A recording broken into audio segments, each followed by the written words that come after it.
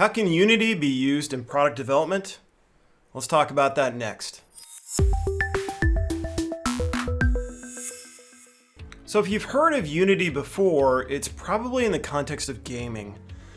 So Unity is this platform on which the majority of modern games are built.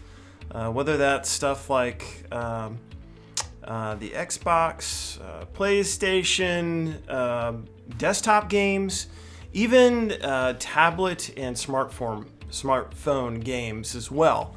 And the reason why that is, it uses a lot of 3D. So it's widely used in the gaming development industry. And there's some new application for product development. So the way we're going to talk about this, first I'm going to describe to you what the capabilities are. Then we're going to talk about the applications of this technology. So let's dive into capabilities first. So at a high level, what Unity lets you do in product development is, first you can create these experiences. Then you can add interactivity. Basically, you have the 3D model, you add interactivity in some form or fashion, and then you publish it out to a variety of formats, a variety of different platforms on which it can be consumed. Okay, so you kind of have those three major steps. And let's focus on, let's talk about the 3D model first. You can bring in a 3D model from, almost any source. It's pretty compatible with most of the tools that are out there. So a lot of organizations that are already modeling in 3D, whether that be mechanical, electrical and electronic as well, you can incorporate that stuff into your model, first off. That's the model. Let's talk about interactivity now. So this is where it gets really interesting. So within Unity by itself, you can do stuff like real-time rendering. You could add interactivity where you push a button and something moves or changes. It also uses a couple different physics engines. And let's be clear, these physics engines that are being used are not at the level of engineering simulation, really super high fidelity, but they're pretty good in terms of kind of predicting at a gross level the physical performance of a product. So you kind of have those in Unity by itself. But beyond that, there's some really interesting possibilities. So first off, you can connect it into a 1D system simulation. So the stuff that you use with systems engineering, as well as model-based software development. So this is all the hardware in the loop, software in the loop, model in the loop stuff, where you can connect software interactions with a 1D system simulation of the mechanical aspects of your product. And that can be running in tandem. It's a good way to validate the software is actually going to give you the logical control over the system that you want. That runs by itself, but you can add your model, you can connect your model to that. Okay, so you can suddenly push a button and you can see if it gives you the control that you want in this environment, this 3D environment that you have. So that's really interesting. Another interesting thing that you can do is you can connect it to an IoT platform and feed it IoT data. Okay, so you're getting sensor data off of a product out there in the real world. Can connect that into your 3D model in Unity that you're going to then publish in a variety of different formats.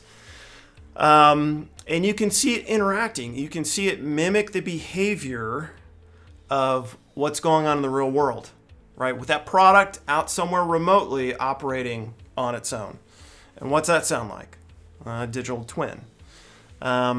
So you can also connect it to other tools like Simulink, Wolfram, really anything that kind of has the functional mock-up interface connection to it.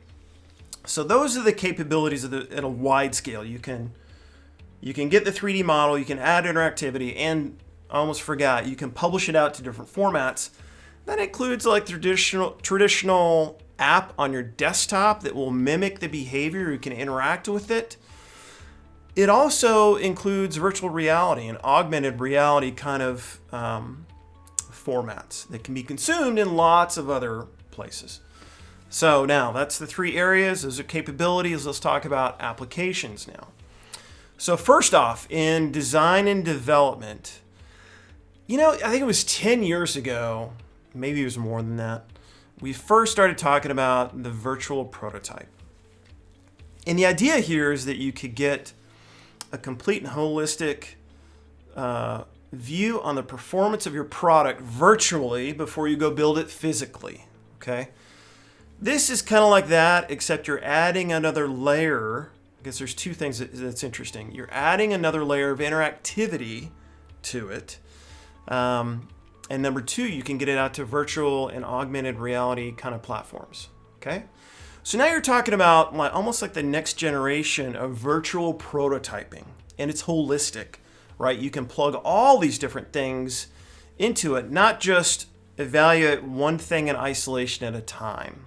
Okay, so that's very interesting. If you think about a next generation, holistic, complete virtual prototype in a new medium that you can consume, virtual reality, augmented reality, other mediums, that's really interesting. The second application is training and work instructions. Okay, so you can create all this interactivity, you can publish it out, and it can be used as the training environment or the work instruction environment for servicing a product, manufacturing a product, assembling a product, all those things where you need to provide very specific instruction on how to do something. And it's more interesting because it's based on visual communication, so that's better than text, right? So that uptake is better. But what's more interesting than that is it's interactive, right? So you can go push that button, the radio comes on in this virtual environment where you're sitting in a car, right? Or you push the button and the assembly line starts to move and you see parts coming down the line. That's pretty compelling. The third area is with operation and service. So you have a product out there remotely, you're getting IoT sensor data coming into your digital twin, right? And it's mimicking the behavior. And maybe there's a 1D simulation involved in this too, but that is in a virtual reality or augmented reality environment, right? So now, not only do you have the digital twin, but you have like a new UI to interact with that digital twin, right? And it's more realistic. And people can wrap their mind around it a little bit better. So I find it really interesting overall with Unity. A lot of people associate it with gaming. They think, well, how the heck would that apply to product development and all these other applications in development?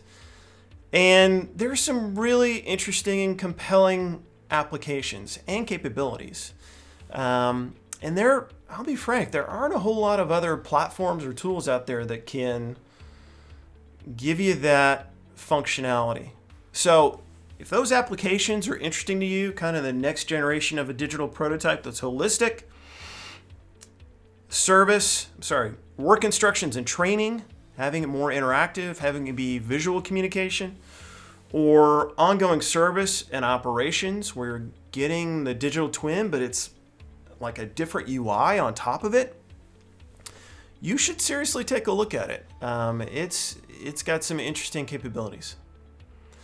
That's it. Take care and talk soon.